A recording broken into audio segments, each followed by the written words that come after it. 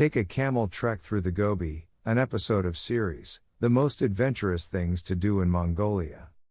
The Altai Mountains are beautiful and remote, but that isn't the only wilderness landscape that is worth visiting in Mongolia. The Gobi Desert stretches across more than 500,000 square miles, creating one of the most dramatic environments on the planet.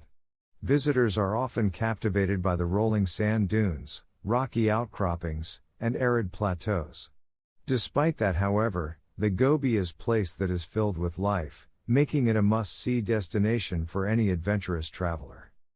There are a number of ways to explore the Gobi, with options for half-day tours or longer excursions for those who have the inclination.